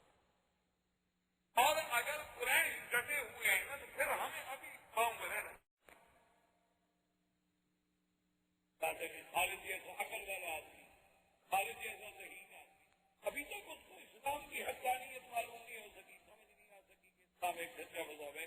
اللہ لو جاء عندنا لنکرمنہ ولنقدمنہ، کاش وہ ہمارے پاس آتا، اسلام لے کے آتا، ہم اس کی عزت بھی کرتے اور ہم اس کو اپنے آگے رکھتے۔ اچھا، ابان کے دل میں اللہ نے بات ڈال دی، ابان نے خط لکھا خالد کو کہ خالد اس طرح حضور نے باتیں کی تھی، اب تمہاری مرضی تم خود سو، لیکن دیکھو کافر حضور نے جو بات کی تھی وہ پہنچائی خالد۔ اسی اسنا میں عمرو بن العاص مکے میں آئے، ان کی ملاقات خالد بن ولید سے ہو گئی، انہوں نے بتلایا کہ اللہ کے بندے وہ تو عبد بھی مسلمان ہو گیا، جعفر بھی مسلمان ہو گیا، بحرین بھی مسلمان ہو گیا، کیا سوچ رہے ہو؟ کیوں اپنے آپ کو اسلام کے پیچھے چھوڑ رہے ہو؟ اسلام ایک سچا مذہب ہے جو غالب ہے۔ اچھا تو خالد بن ولید بھی مسلمان ہو گئے، عثمان بن طلحہ بھی مسلمان ہو گئے، ان دونوں کا اسلام عمرو بن العاص ذریعہ بنے، اور یہ تینوں جب آئے اور حضور صلی اللہ علیہ وسلم کے مدینہ منورہ میں جا کر فکبر حضور فرمایا اللہ اکبر، حضور فرمایا دفع شباب فی الاسلام، جوان اسلام میں آئے ہیں شباب سے۔ اور خالد ولید تو وہ آدمی ہے کہ پورے عرب کی تاریخ میں یعنی حضور صلی اللہ علیہ وسلم کے قتل میں صرف دو آدمی تھے، ایک خالد بن ولید اور ایک زبیر بن العوام، جو دونوں تلواروں دونوں ہاتھ سے لڑتے تھے، ورنہ آج تک کوئی بہادر ایسا نہیں ہوا جو دو ہاتھ سے لڑے، ہمیشہ تلوار ایک ہاتھ سے چلائی جاتی ہے، دوسرے میں طرز پکڑتے ہیں، ڈھال پکڑتے ہیں، گھوڑے کو پکڑتے ہیں اور ایک ہاتھ سے تلوار چلاتے ہیں، لیکن یہ دونوں ایسے بہادر تھے کہ دونوں ہاتھ بہت چلاتے تھے اور گھوڑے سے کافی قابو، اور ماشاء اللہ کا اتنا بڑا دھڑا تھا کہ گھوڑے سے بھی پلک جائے، کبھی کام، اور اتنی اہمیت ہوتی تھی کہ کھڑا نہیں سامنے آئے۔ اور وہ خزانہ جب آیا تو اس نے قریش سے پوچھا کہ مکے والوں کیا خیال ہے، حالات کیا؟ انہوں نے کہا ہم تو تیاریاں کر رہے ہیں، حالات کیا ہیں؟ ہم نے تو صلح حدیبیہ کا ایک بہانہ بنایا کہ کچھ ہمیں تیار ہونے کا موقع مل جائے، ہم تو تیاری کر رہے ہیں، بس تھوڑی دیر ہے، ہم جب تیار ہو گئے ہم تو پھر حملہ کریں گے مکے میں، مدینہ منورہ۔ حضور صلی اللہ علیہ وسلم کو ایک اطلاع یہ ملی، اور ایک اطلاع یہ ملی کہ بنی غسان جو ہے وہ تیاری کر رہے ہیں مدینہ منورہ پہ حملہ کرنے کی، جس کو معرکہ موتا کہا جاتا ہے، موتا تو حضور پاک نے اس کے لیے عمرو بن العاص کی قیادت سے حکم کیا، روانہ کیا، وما علینا الا البلاغ۔ برادران اسلام، واجب احترام بزرگوں دوستوں بھائیوں عزیز نوجوانوں، حضور صلی اللہ علیہ وسلم کی سیرت طیبہ کے دروس کے سلسلے میں الحمدللہ کہ ہم نے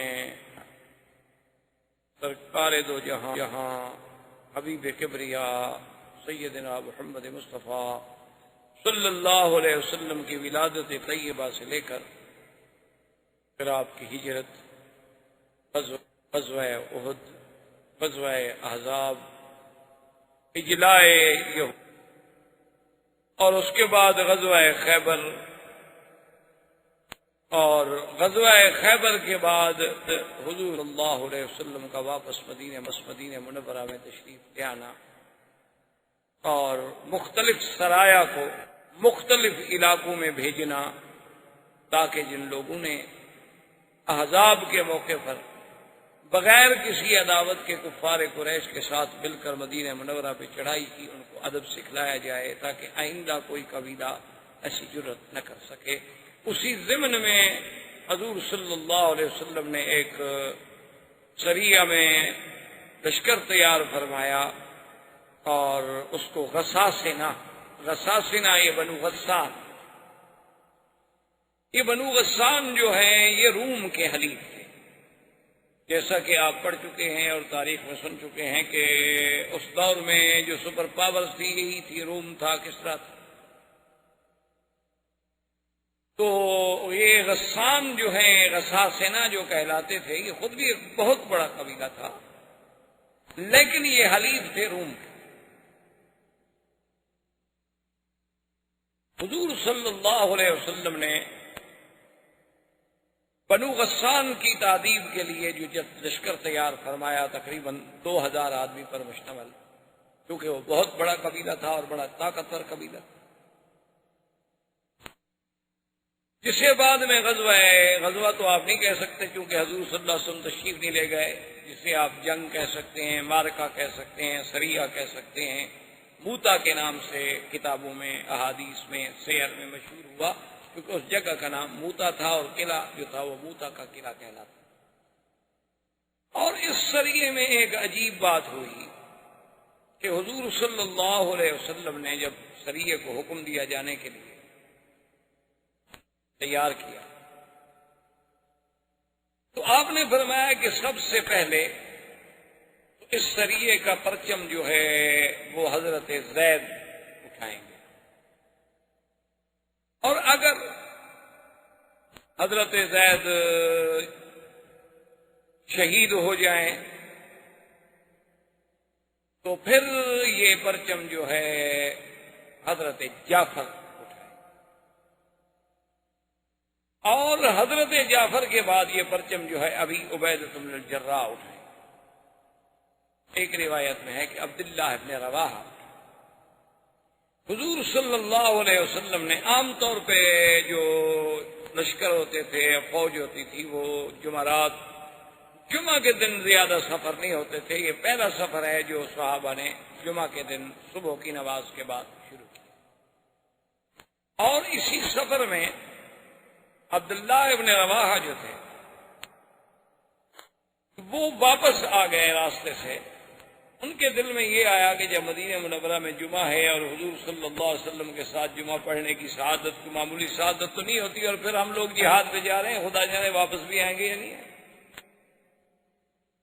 تو وہ واپس آ گئے مدینہ منورہ میں، انہوں نے آ کر جمعہ حضور صلی اللہ علیہ وسلم کے ساتھ پڑھا۔ حضور کی جب نظر پڑی تو حضور نے جمعہ سے فارغ ہونے کے بعد بلایا، فرمایا کہ عبداللہ کیا ہو گیا؟